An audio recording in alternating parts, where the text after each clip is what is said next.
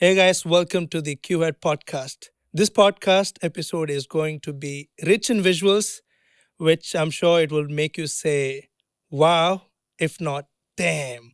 So, of course, the topic for today's conversation is going to be concert photography. That's one part of it.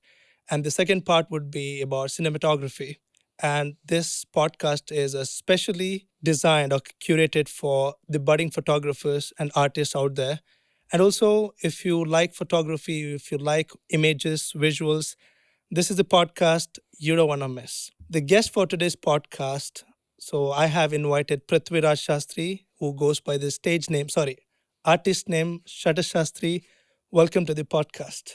Thank you. Thank you for having me. Yeah. It's a pleasure to be here. Before I introduce you, I think it's better if the audience see your work first. Okay. I think it kind of adds of a credibility to whatever you say in the, whatever knowledge you're going to share. Correct. So let's see what have you got, like the trailer of this podcast. Show us your best work in concert videography or something. I'll play some stuff that I've shot. I think we can play it for the audience on screen.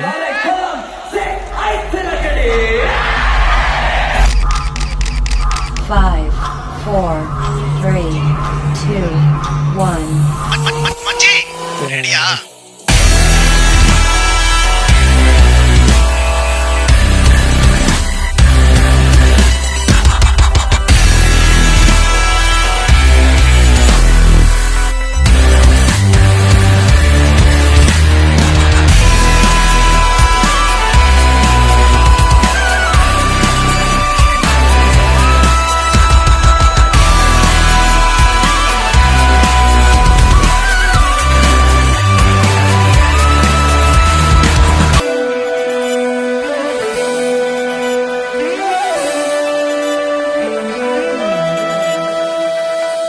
Crazy stuff, man. Crazy stuff. Thank you.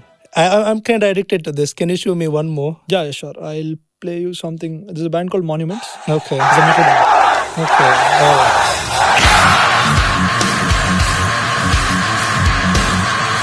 This one, man, like it kind of adds the energy. Yeah.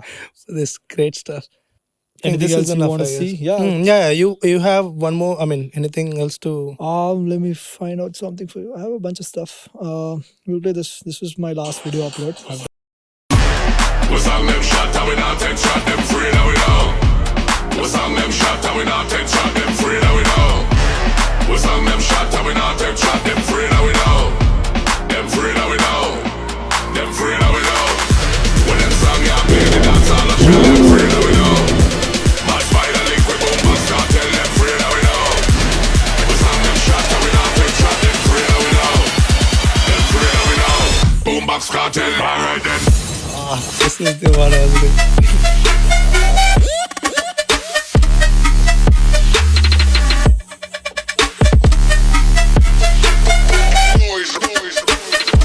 Boom box cartel, alright then.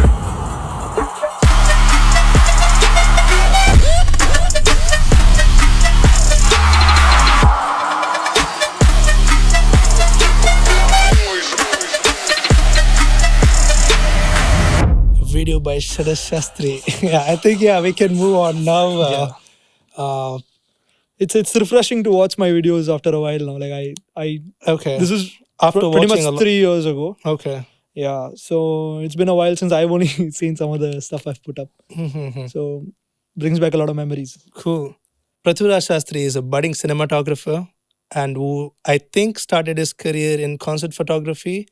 I mean, I scrolled down his Instagram, but I don't know in detail. Let's find out.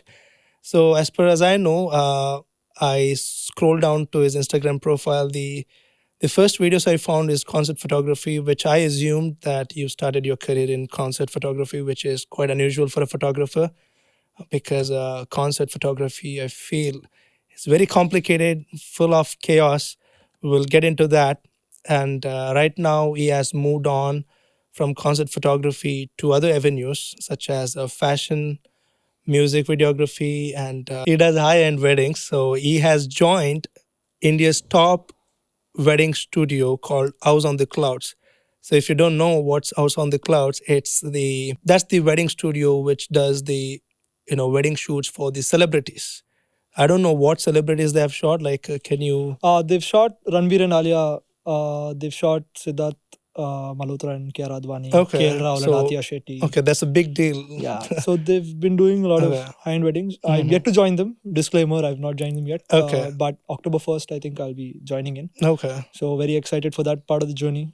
Great. I just met some of my teammates there as well. Sweet people. Like they're some of my inspirations there. I've been following their work for the past 3-4 okay. years. Now it's And real. yeah, and I got to meet them, so I was like a little starstruck and excited Okay. because they're someone I idolized my work Okay. on, right? So it was a great experience. So looking forward to working with them. My first question would be: you have all time behind the camera. How does it feel to be in rare instances where you are in front of the camera? I think I'm way more comfortable behind the camera. It's weird to have lights in your face and like Okay. a camera in your face. Mhm. But I have like done a few interviews here and there, like, Okay. but not anything serious. This is a little overwhelming for sure. Okay. But I feel comfortable, not too bad, but a little jarring, I would say. Okay. Don't you feel somebody is watching you when there's camera in front of you? Don't you get that pressure? I used to get because when I started the first podcast, words don't come out of the mouth, like they jumble here and there. They arrange themselves differently. Correct. So right now, I don't know. It's been my 7th podcast, so right now may be comfortable, but yeah, it's evolving. So what is in your end? Like, how does it feel? Yeah, I mean, I hope I don't have any slip ups, but Okay. I've done a bunch of interviews before, like when I'm Okay. behind the camera, right? Cool. So I know how an interview goes. I know it's okay to make mistakes and all. So I think Yeah. I have a realistic expectation of Okay. how an interview will go. When did you get your first camera? So I got my first DSLR when I was 15 years old. So I started like I got the camera on the last day of my SSLC board exam. Wow. So I came home from the board exam and the camera was there. Your So, dad gifted or no, something? basically, yeah, my parents gifted it to me. Okay. I had saved up a little bit as well. So the story goes like I started shooting when I was 12 or 13. Okay. So I used to shoot like flowers, plants, insects, frogs. So I used to go to my aunt's house. She has an estate and all that Okay. near Kasagod. So she had this water tank there, basically an open bund kind of place, right? So there are plants, dragonflies, and stuff like that. So I used to always borrow my mom's phone or dad's phone, and she had a Lumia which had a decent camera back then, like a 5 MP. It was like, oh, like it was amazing. This is 2013, 12. So I started shooting like that, and every time we went there, I used to always go shoot. Like I was out there. I was never at the house. So I was always roaming around. And mom saw that interest in me, saying like, okay, like he likes photography.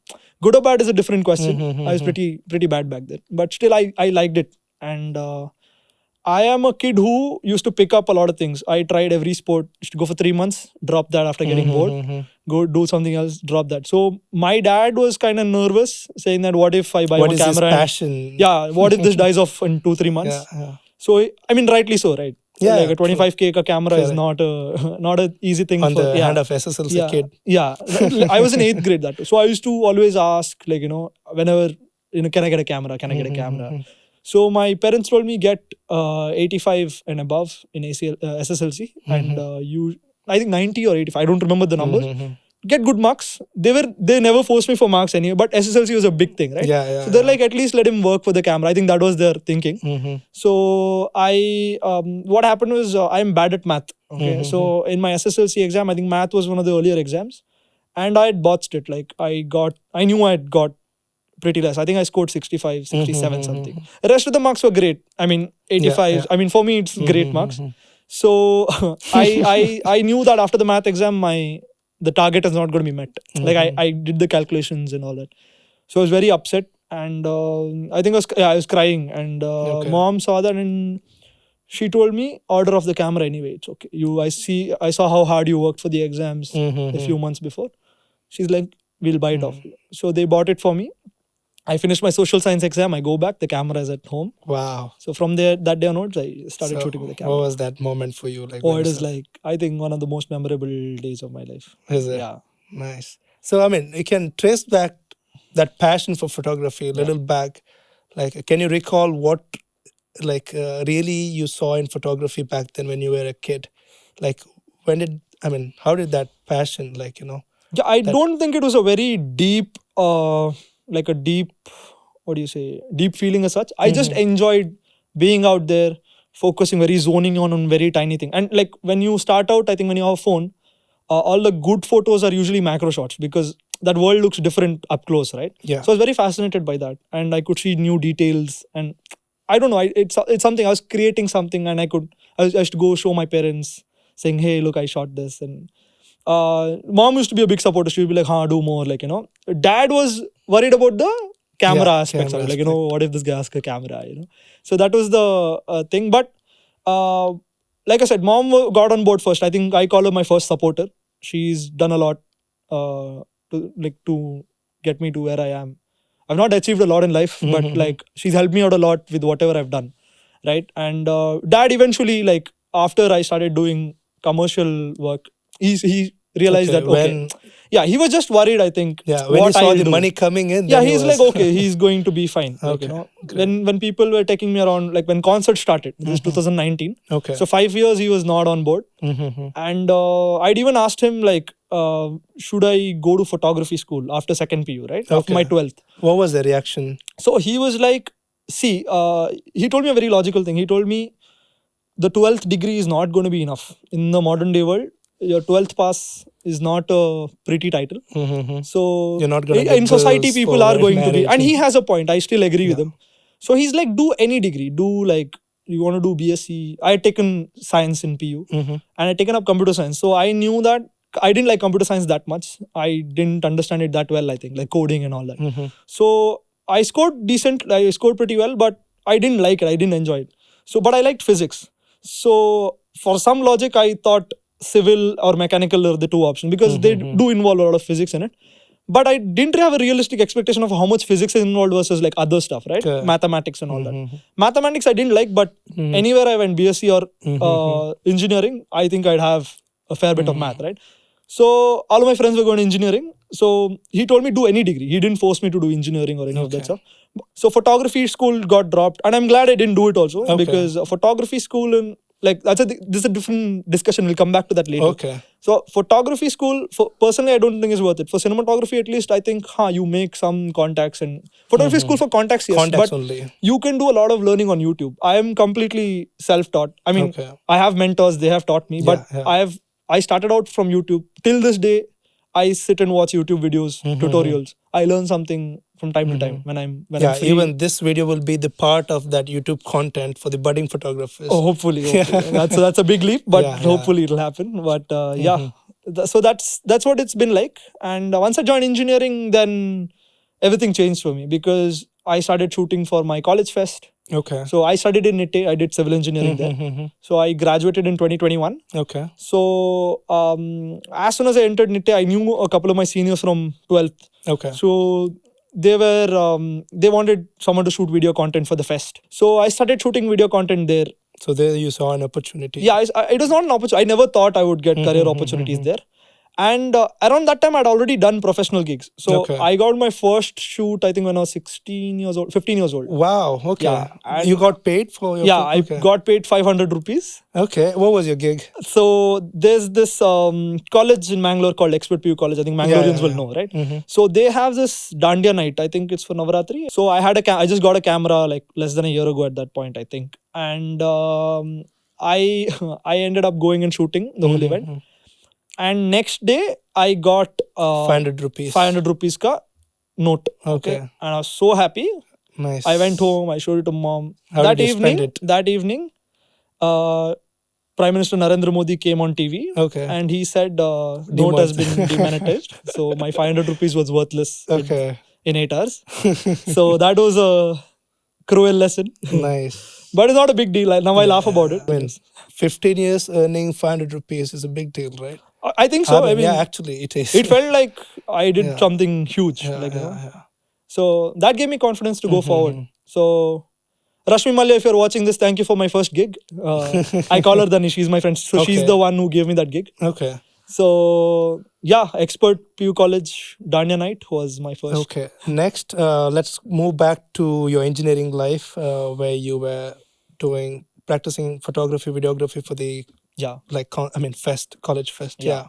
So before that, I'd done some videos also. So I used to shoot for this Carnatic music camp. Okay. It's called Karumbitil Shibira. So it happens in Dharmasthala. So some of the leading like legends, living legends of Carnatic music, they come to this old house in Dharmasthala. It's called Needle, that village, Okay.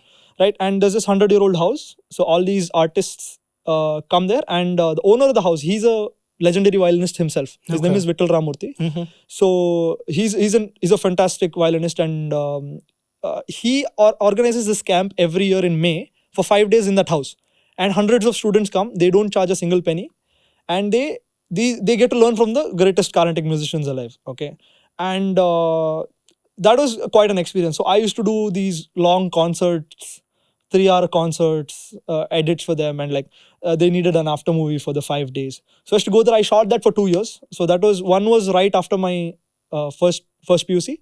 Second one was right after second PUC. So then I got into engineering. Engineering, as soon as I went there, my friend, like I told you, my friends were there and they wanted someone to shoot video. They said, "Would you try?" And I said, "I'd love to." And when the fest, there's an event. So basically, the name of the fest was not revealed. So the name revealing ceremony of the fest, right? I told you it's a new fest that was being made. I shot that. That was the first gig I did in college for the team. So they liked the work, like my seniors liked the work. They said, "Would you want to handle media for college?" Like, shoot. Nice. So I had a bunch of my friends from college. We were all shooting. And first year, there was not a lot of videographers or I had one friend who was a photographer. I was shooting video. So it was a small team like that. There were other shooters also in there, but it was not something big. So I kept shooting events through first year. Nothing much happened. And first year I got to shoot the band who came, but I didn't have much of an idea what I was doing. So I was clueless about it. But I got some It was shots. just exploring. Yeah, I was just exploring, right? And in the second year, I got into the team in a greater capacity because the fourth years had gone out, third years had come in, and I had experience working in the first year as well, right? So the third years thought I would fit into the team, and they put me on the team, right? And from there on, I was doing all these. So when you have college fest, usually you have this artist trailer drop, right? Like when you're announcing an artist, you hype them up with this video. Correct. So for that year, two artists were coming. So that was one was Pineapple Express and one was Van Moon. Okay, so Van Moon is a DJ, and I was supposed to make the reveal videos for both of them, and I did it. It's a top secret thing in college, right? Okay. So I did it and went live, and the manager from Pineapple Express, Subhash, he contacted me. So Saw your work. yeah, he saw the trailer we did, and basically what I'd done is they have a song called Taka Taka Tai Tai, right? So Anthem, it's called Anthem. So that song, the music video, I took it up, I chopped it again, and I think I used another video they had, Okay. and I mixed it up and I made a small 1-minute trailer that they're coming. Wow. And he liked the edit and he approached me. I think he asked the coordinator of the fest who did it. He got in touch and he told me like, "Would you like to shoot?" We are and I was like, So "Yes, I am then you shooting became anyway." an official shoot. Yeah, official shooter the for Pineapple Pineapple. Yeah, Express. but I was going to be shooting anyway, so I told him I'm shooting for the media team anyway. I'd love to shoot for you guys, and that happened. That was the next big gig. Yeah, so I remember February 14th, Okay. Valentine's Day. Nice. So they were playing, and I shot them. And during the show, the show went well, like really well. I got some good footage, at least for that time's standards, right? So I liked some of the footage. I went and I showed it to the manager, saying, "Hey, look at this! I got this and all." So he liked the work that time, and he told. Coincidentally, they were playing again in Mangalore 3 days later. So I think 17th or something like that, right? And he told me, "Would you want to come shoot there as well? We'll pay you. Wow. We'll see how it goes. If we like your work, like if it's consistent, we'll see what we can do." Nice. So it was in Father Muller's Medical College. I went and shot there as well, and they liked the work again. Then after that, they told me, "Come on tour with us." Okay. So from there, Where and all have you gone with them? I've shot a lot of shows in Kerala, Okay. bits Hyderabad. I did IIT Kharagpur, Okay. Bengal. When you were in college itself. Yeah, I was weekends. They usually had weekend gigs, right? Okay. So Friday I used to get out of Mangalore, skip class on Saturday. Fingers crossed that I had enough attendance at the end. Okay. And I used to go shoot shows like that. So weekends I was almost always out of Mangalore. So come back, go to college, weekends go back, shoot. So that was the schedule since Did you 2019. edit the videos in the classroom itself? No, I used to edit at home. I didn't have a laptop at that point, so Okay. my workstation was at home. Yeah. So that used to be a thing. And after I did their video, next day, 15th, the first when Incredi was happening, Van Moon played. He liked my work. So he put a word through to his management. Whenever he had shows, he used to call me. Okay. Seeing Van Moon's video, 15 days later, there's another art. Because the college fest season happens in a stretch, right? All colleges in Mangalore and Udupi have Correct. it roughly in the same 1.5 Season. month. Yeah. So in NITK, there's another artist coming called Money, Shameless Money and Shania. They're a duo. So Shania was playing at NITK and she called me. From there, I met Progressive Brothers at NITK. They were basically Shania was opening for Progressive Brothers. Okay. And Progressive Brothers, they liked my work. They called me to MIT. So things kept like Nice. word of mouth. Okay, that's Worked how out. you got into concert photography. Just through college fests. College fest. Not you decided, okay, I will be concert photographer first, then I'll move on to no. No. It was it was very random. I never even thought I'll become a concert photographer. Okay. It was out of the blue. Nice. And I didn't look back. I just whatever opportunities I got, I Okay. took it up. So how did it go? Like Amazing. what and all you've learned? I've learned to deal with pressure way better after concerts Okay. because it can be frustrating sometimes when things don't go according to your plan. There's a lot. It's very chaotic. I think it's the Very most uncertain. very place, uncertain. Right? Like it looks like a big you market. can have all your plans sorted out, but there's no guarantee it'll play out according to that. You can take some measures to get good shots, but it's not guaranteed. Yeah, You have to really work for it. So many factors. Yeah, and it's loud. You can't ask Yeah. anyone to move. I mean, Correct, they're correct. just lost dancing. They're partying, right? Correct. So And also you have to be careful with your gear as well, right? And it's when especially I mean, I am happy when there's an aisle in the middle to walk around and shoot. But if not, you have to get into the crowd sometimes to get like those center angle shots and all that. Correct. So that's quite fun. And touring with like Pineapple Express was an amazing band. I mean, I loved that experience there. All those guys were amazing. We had so much fun traveling. I still miss those guys. Like I've stopped concerts now, but I definitely miss touring with them. Okay. And it's quite an experience. I think I learned to adapt quickly there. Like Okay, you were placed at the right profession at the right time because so much learning. there, definitely. Right. And you can plan, like I said, you can plan all you want, but there's only some things that will go in your plan. And there I learned one important lesson that was sometimes what you plan isn't as good as what destiny has like written for you, right? Like sometimes things play out better than what you imagine. And it has been the case most of the times, even not just in concerts, in my career as well, Life right? in Like general. what I plan, I go in that direction, but the way it plays out is completely different than what I expected. So I think I'm more at peace when my like visualization doesn't come into play like career wise or like shooting wise. I mean, live events, it's very hard to plan, right? I love planning like cinematic shots and like, if there's a storytelling based thing, it's scripted thing. I love doing that as well. But there's one kick you get out of uncertainty and another memorable thing I think I have from concerts is when you're on stage behind the band or the artist shooting, right? There's this ambience on stage, like the whole crowd is singing with them. You get this energy, okay? And I felt it like, especially with the heavy band. And don't you like? I am constantly vibing to the songs, headbanging. So, but the energy this artist gets on stage, right? I realized why they crave to be on stage, right? Even the audience is not cheering for me. I am just a photographer, but the ambience that was there on stage. That was also like an amazing experience. So you felt what a rock star feels. Yeah, like I mean, not for me, but like I could as close to their visuals. Right, I saw a sea of people screaming songs. Wow, and it's quite a sight. And when flashlights go up, like the first time I saw flashlights from the stage and all, it's a magical experience. Nice. Later on, you kind of get used to it, but it's still sometimes when there's a good show, it takes you back. How concert photography is different from other ways of photography, like documentary, wedding, portrait. What's the challenge here? Like how concert photography is different? Nothing is in your control. Like that's the only big takeaway I would have. Like I think sport and concert are very similar like that. Okay. But concerts in general, they don't really you can only, like I said, you can only plan certain things, right? Nobody is listening to you. Everyone is there dancing. Yeah. You can't get your shot. Only if there's a clear window where only you can do it. Like, it's all up to you, right? So where you are during which song, and usually our artists have a certain high point in the set, right? The most energetic, intense songs. Yeah. So you need to figure out where that is in the set list. So as much as I could, I would talk to the artist, get their set list, and ask them if they have any special moments in their set. Sometimes they ask the audience to get the flashlights out. Okay. And that only happens in certain songs. They don't do it all throughout, right? And sometimes they'll have a lot of jumping around and like energetic sequence because the music matches the mood, right? So I used to note those things on the set list, and I know that after this song is coming. So I used to plan like a path around the stage or like in the audience.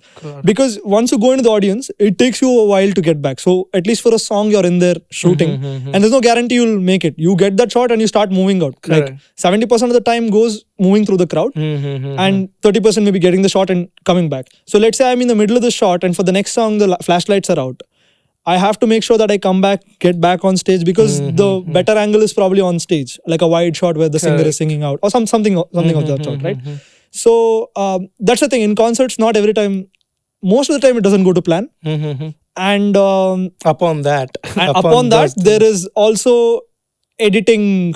Editing concerts is a task like that. It's challenging, even though it's shorter format. Usually, concert videos are a minute long. It's an after movie, right? But it's like a giant jigsaw puzzle for me. You have all these clips. Depending on the track you choose, the same clips can be made into a million different videos.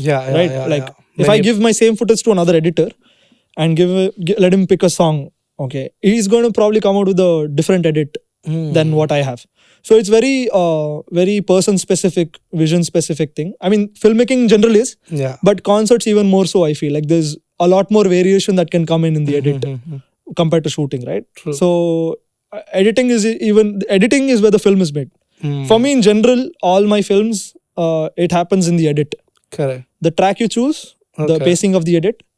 So in concerts, I'd say that is what like stands out for me. It's just that rush, like you plan all you want, whatever happens will happen. So high energy driven, right? You have to move around fast, and also you have to, as you said, like there's a set list. Yeah, and you have 90 minutes. You have 90 minutes at best to get all the shots you want. Oh, okay. And you need to have, let's say you don't have enough reaction shots, or you don't have enough stage shots, or you have not covered all the artists properly, right? And it has happened, like, sometimes accidentally it has happened where I've not covered one band member. You can't call them back. Can you stay here? And shoot, and like, when the lights are going off. All of it happens in showtime, and that's it. Like, wow. Yeah. So that's the only thing. It's fun. Like, that's why I liked it also, right? Okay. It's a thrill. Like, that's the best way I could describe it. So what are other factors of uncertainties? Like, as you said, a lot of crowd and weather. Okay, what about weather? Rains. Like, sometimes there's open shows where it's rain. I've not shot in a rain. I think only have shot twice. Not heavy rains. I've been lucky enough like that to not get rains. Okay. And but weather is a big thing. Okay. Some of the bigger shows have a lot of restriction with who goes on stage. So there's AAA passes for some team members and all that. For the most part, I shot concerts alone. So I was shooting hybrid. I was doing both photo and video. Okay. But I have shot. That's another challenge. Yeah, I have shot for Sunburn, and they have a much bigger team. And that is a different experience working there, because everyone has a role. And when there's 30,000 people in the audience and stuff like that, you can't really move around. You'll be put in one place. Okay. You'll be given a focal length thing. So there'll be someone directing. I've not worked at a capacity at like bigger, way big concerts, but they have a plan. They have a game plan, and this is a very important thing in events, not just concerts as such, weddings, like sport, shooting MMA, right? So team coordination is huge, because if everyone is shooting the same thing, then it's pointless. Having another person is pointless. If you have 5 people should be shooting different things. One on one artist, one on the audience, one like back from the audience covering the stage, or something like that. Everyone has different angles. So when they go on the edit table, they have variation. They have so much. Correct. There's so much variety to choose from. So that's the key thing while shooting on a bigger scale in bigger events, right? Be a team player. You might get the best shot in the concert, but if you jeopardize the whole team's effort, you're not going to be put there. So it's not a one-man show all the time. Yeah. But in concerts, for most part, bands can afford only one guy to come and shoot. They can't afford a team, right? So on medium scale production, and currently the music scene in India, it's usually one or two people max to max shooting an event. So does the loud noise kind of affects your work? I love it. Like I love being at a venue. I still do whenever I can. I go to concerts, and I love the atmosphere. Okay. But it might not be for everyone. So, and if you have earplugs, helps in some setups. I used to have earphones, so I used to wear them. Okay. Otherwise, when you're out there near the speaker, it gets very uncomfortable sometimes. But other than for the most part, that's only in the front. Once you head to the back or on stage, it doesn't really matter. Do you talk to the band about the positioning of the members? So what happens is we reach locations for sound check early, like 2-3 hours early. Okay. And that time so there's a sound engineer, there's a lighting engineer. So me and the lighting engineer, we used to work together. He used to have a programmed set of functions, right? The lights are supposed to flash in such a way. That's another challenge. Lights, it's dark, right? Yeah, most of the time. It is dark. So that is one more thing. I think as a setting, it's a technical thing. It is a little challenging, but you get used to it. It is not a very hard thing. But coming to placements, I think the lighting engineer used to he has this thing called gaffing tape. I call it gaffing tape, but they put X's on the stage where the band members are supposed to stand, right? Okay. So during the sound check itself, I kind of get an idea of where the band is going to be, and I kind of go through all the lighting programs that he has. That is in places where I have access to the lighting engineer, where I can have a conversation with him. Most of the places they are pretty chill, and I extensively toured with Pineapple more than any other band, right? So they had their own in-house lighting engineer. So me and him used to go recce the place out, or like whatever he'd have a plan. I would adjust accordingly. At least I had an idea of what was coming. Okay. So as you said you did hybrid shoots, photography and videography together. Yeah. So how did it go? I mean, is it not difficult, like when to shoot pictures, when to shoot video, and how did you take care of that? It is a bit challenging because when you're shooting photos, you're missing out on video time. Yeah. Right? And most of the gigs I did, they had a priority over video. They wanted a reel at the end of the day more than photos. Yeah. So I used to keep my photos to a minimum. When I know there's a good shot coming, I usually had like a checklist for photos. Okay. So basically cover all the band members in their element, basically. Get a couple of audience shots, like wide, to show the scale of the event. Like one reaction where one person is really enjoying the music. And at the end of the show, there's a group photo they usually take with the crowd, right? So all that was like the checklist. Yeah, checklist kind of thing. Other than that, whatever, let's say that show had good pyros, right? The visual effects that they had. Yeah. So if I could time something with that, if I saw any frame that I'd like, I'd go and check it out at first. I would, even with the SFX people, right, from the production, I used to ask them what kind of, do they have pyro? Do they have sparklers? Do they have ribbons? Like what kind of SFX they have, basically. So I used to plan for that as well. Other than that, it was just gather as much footage as you can. And not just the same kind of footage, variety. Use different lenses. So get a crowd reaction in a wide angle lens, like on a 14mm. Okay. Get the same shot on a 35mm. Get the same shot on an 85. Whatever focal length. So how many equipments you had running around with? I think I had a body and 4 lenses and a gimbal. And you have to change that fast. Yeah, fast. And if it's on a gimbal, you have to rebalance it because the weight goes out of place. They have so many things. So a lot of things to happen. So that's why if you have the chance to see a set list or talk with an artist, it helps out a lot, because that time you're not running around like a headless chicken, right? Like this comes after this.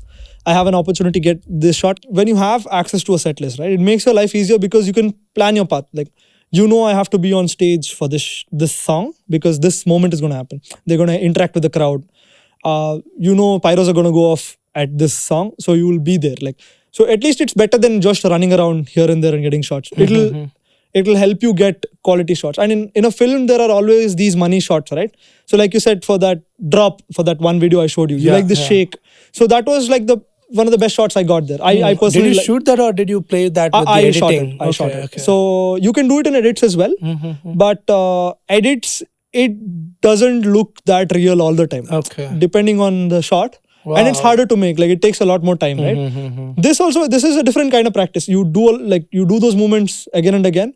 Then you'll figure out, okay, like, you find a flow, right? And you can't do the same kind of movements for every show, Correct. depending on the rhythm of the song and stuff like that. Mm-hmm. So even that, right? So I knew that shot was going for a drop. Whatever track, see, it was a DJ show, what I showed you.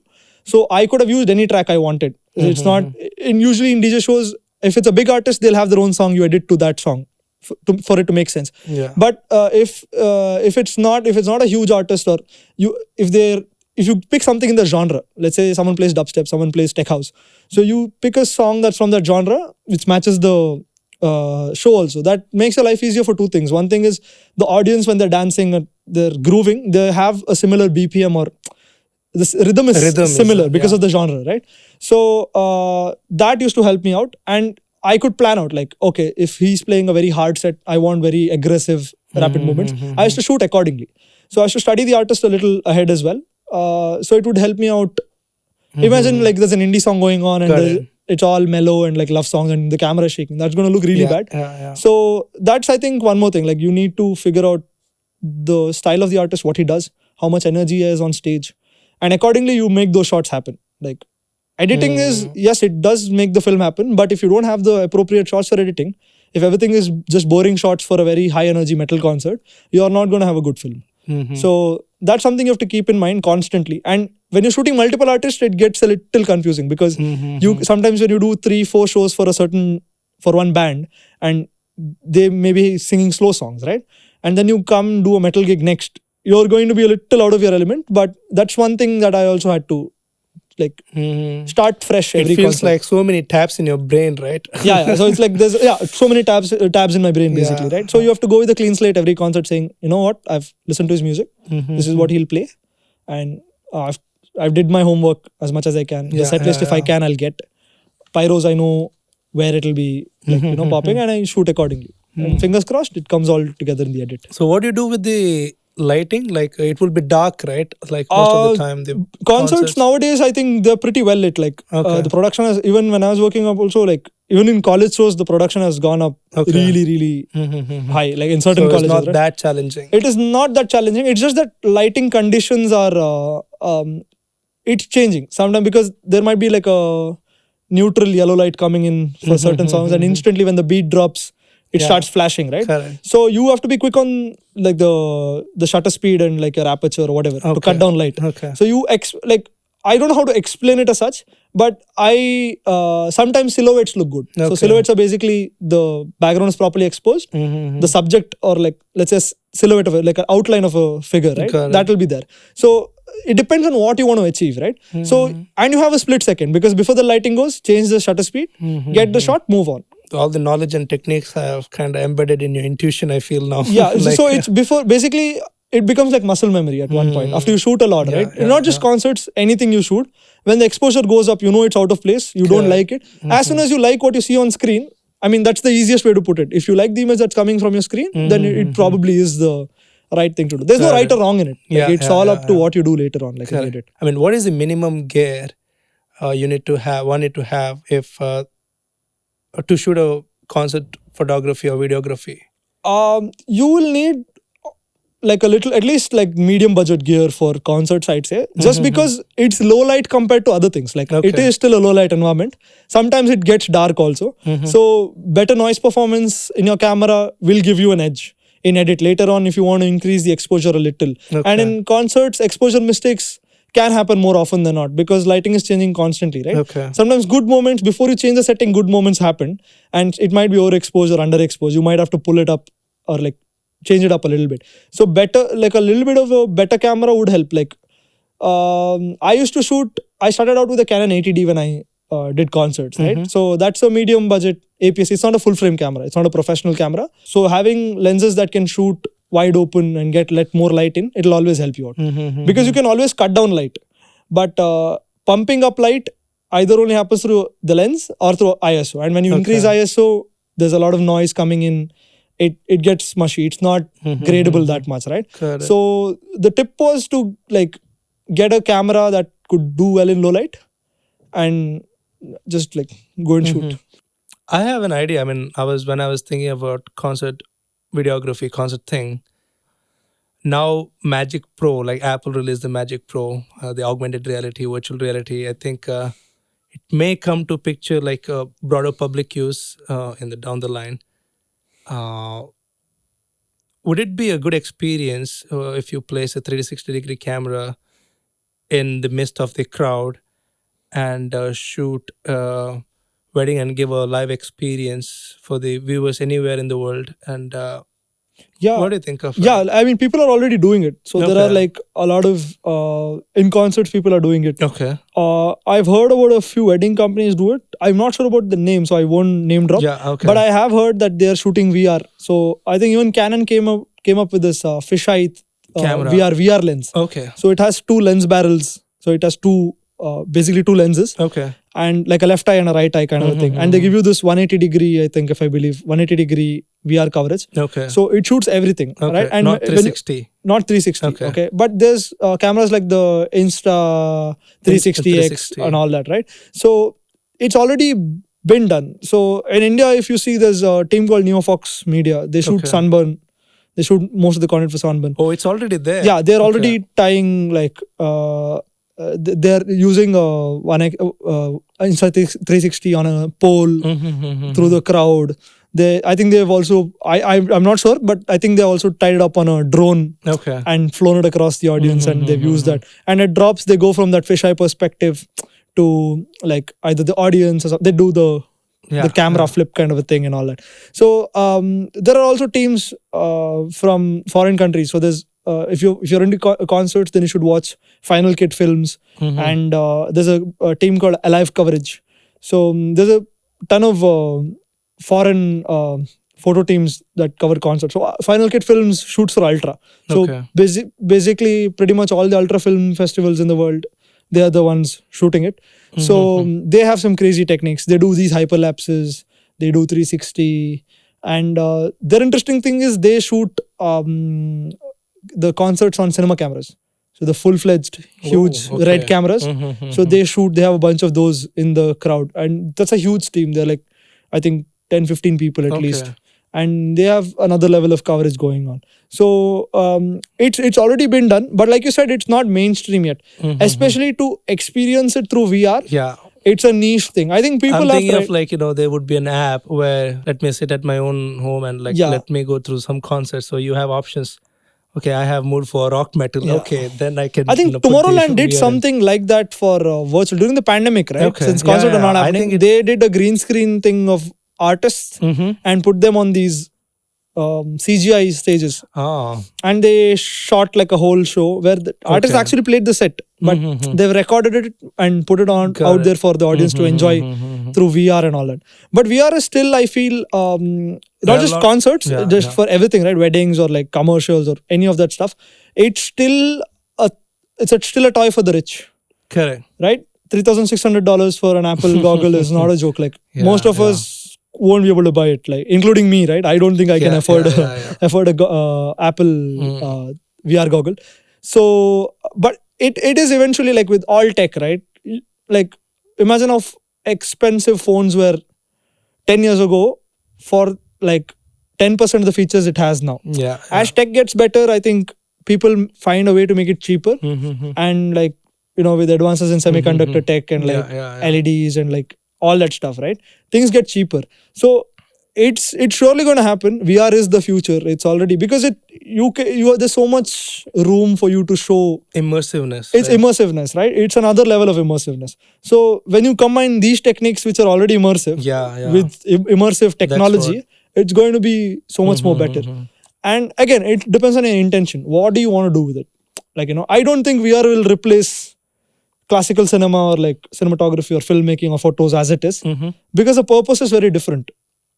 It is to make you feel immersed. Like, it could be another tool for storytelling, but I don't think this will go away. That is my personal opinion.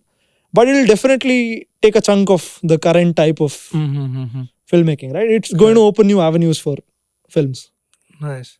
So I think we have covered enough in the concert. We spoke a lot. So I'm just curious on how long did you stay with the concert photography? So I did concerts for roughly 2.5 years. 2.5 years. Okay. Yeah. So I stopped because the world came to a stop. the pandemic happened. Okay, 2020. So 2020, and I shot the last show. The video I played at the start. That was the last show I shot before the pandemic. Okay. So that was in Kollam. So I was at Pineapple Express. Okay. We were supposed to go back to Kerala again. I think it was Kochi, but the show was on 23rd. So I shot this on 7th March, I believe. By 15th March, college has given us a holiday. All It that was has a happened. sweet goodbye to Yeah, concert I photography. never knew that was the last time I was shooting a concert for Okay. before the world changed forever, right? So that happened. Then I didn't get to shoot a concert for another year, almost more than a year. So after the pandemic, during the pandemic, what happened was basically So you graduated, right? I graduated. Okay, I graduated okay. engineering. So before I graduated, also, right? I just came out of the pandemic was over. They called us back to college and all. I went and shot 3 more shows, but then I stopped. But the reason I stopped was during the pandemic, I didn't have any other avenue to make money. This one I wanted to ask, like, pandemic has changed everybody's life. Yeah. Like a different perspective, professionally, Correct. philosophically, in everything, every Yeah. sense. So how has pandemic changed your views? Yeah. Like as a photographer. So basically, what I did was before the pandemic, I went all in on concerts, right? Okay. Because who knew the world would stop like that, right? Nobody saw it coming. Yeah. So I thought concerts will never go away. It's a form of entertainment. It's always going to be evergreen. New artists are going to come, new styles are going to come. But as long as you keep adapting and like shooting accordingly, putting out great content, it's a good place to be. Okay. But during the pandemic, everything stopped. For a year, I had become known as a concert photographer because I posted so heavily and it was my niche. And I don't have any shame in owning up to it. But I was not getting other gigs. So there's no concert happening, and large crowds are the problem for the propagation of coronavirus or whatever, right? So I realized I'm going to be out of college in a year. I can't let this happen. What if the pandemic doesn't go away? At that point, it looked like it would never go away and we'd be stuck like this. So I needed other avenues to make money. And I had shot a fair bit of weddings before I got into concerts. I've not uploaded any, but I have some experience But shooting. you got your name through concert photography. Yeah, in a way. Like you said, in a way, that was the first. My career started with concerts properly, right? That exposed you, I feel, to a lot of challenges. Yeah. Proper, like it taught you really well. Well, yeah, and I met a lot of amazing people. I met so many talented, creative people, musicians, and they introduced me to new music. With new music, I saw new music videos. Nice. And from there, I got more visual inspiration. Journey was really beautiful. Yeah, it helped me out a lot, and I cherish it. I think I'm truly blessed to have worked with the people I have. I've not had a bad experience like that in the industry.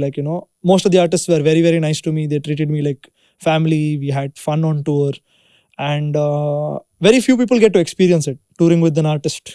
Yeah. Being a non-artist, being a non-musician. Two different creatives. Creatives, yeah. And you both are kind of learning from each other, helping each other out. I'm doing visuals for them. They're introducing me to new music, new artists. Yeah. So they're also helping my development. I'm helping them develop. So it was a very nice experience, I'd say. I'd never traded for anything.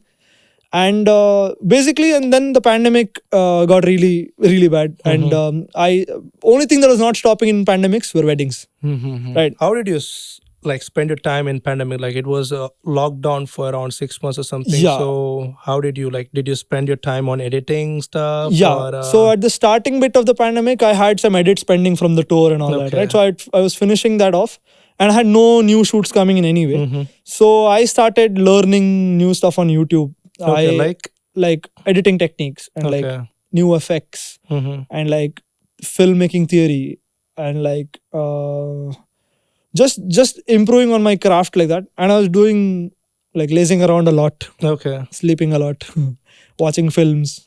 So I did, I think, I've not only hustle in the pandemic. I didn't, for the first 3 months especially, I didn't feel like doing anything because it was like house arrest, right, in a way. And that time I just however much I could, I used to consume content from my favorite photographers. I was seeing people do shoots on video call. So people are doing portrait sessions on Skype and on Zoom and stuff like that. That is very interesting to watch. I started getting into podcasts, listening to other cinematographers, film making podcasts, and music stuff, whatever. I like pop culture stuff also. And I watched quite a bit of films also in the pandemic. So it was great like that. You started exploring, like Exploring. different So things. basically, I realized the same stuff I'm doing now is kind of boring. When I do it repeatedly for like 2 weeks, when I'm doing nothing, it gets old really quick, right? So you move on, and like I think I did that. So I didn't. And the pandemic, it gave me insight that concerts are not going to be forever. Like in a way, I felt that like as much as I had fun with it, I realized how fragile that career is from a career point of view, right? It could be like make or break anytime. Anytime could be a last show, and you will never know. So I need something more solid monetary wise, right? Correct. So and weddings are one more thing. Weddings are never going to stop. Third ever. biggest industry in India. Pandemic couldn't stop. Recession proof. Yeah, recession proof. And another fact is, I did a research on wedding back then. Before pandemic, it was $31 billion industry per year. After pandemic, what would you expect? The spending should drop, right? Yeah. But the spending is 45 billion for just 1 year, from 31 to 45. So, yeah, that's and also one more thing that I realized during that time, I was doing weddings more and more because a lot of weddings were getting cancelled, right? Okay. And I knew all those weddings are coming back later on. The wedding isn't called off. It's just that it's not feasible right now to make that happen. Okay. So I knew that it is pretty obvious also. Like these weddings are going to happen in the near future, in the next year at least. And it did happen. Like I think the 2021 wedding season was like one of the most busiest seasons for me. Okay. And even up until 2022 also. How did you get your clients? Like, did you directly approach them or through the agents or something? Like no, for most of my work so far, it was been through word of mouth. Okay. And through other photographers. So I don't only not only take my own weddings and shoot. So I have a teammate. His name is Vignesh. So we have a company called They Told Me Stories. So the weddings we used to get were through our contacts, like most of the times, right?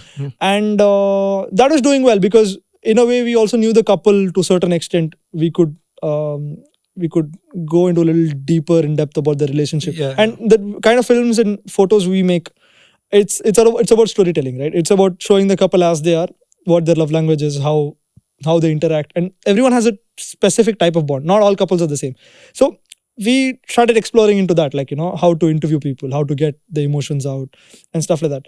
And that was the personal, like my own shoots that I was picking up. Maybe that I was doing maybe 2 a year, 3 a year. That's it. Okay. But the majority of the work I was shooting for other teams.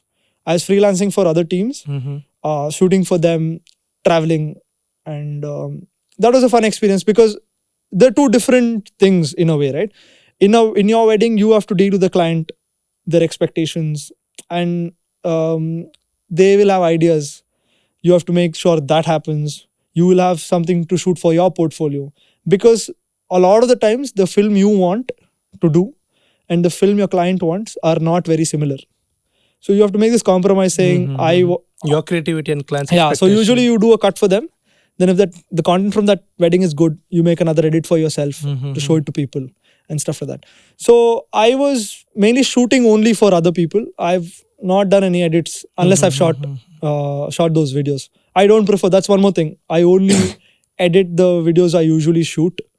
I don't know if it's a good thing or a bad thing, but I feel like I have more control of the project. I know what the project is about. I know what to expect at the editing table. So vision will be complete from shot so as soon as I shot it, I know ki it's either an emotional film, it's either an energetic film, or it's a cute film, or it may be an average film. So you don't have to, you kind of know the direction you're going in already, depending on the events that have taken place. Not just weddings, everything else also, right? So that is one like differentiating factor. So almost all the weddings I shoot, I edit.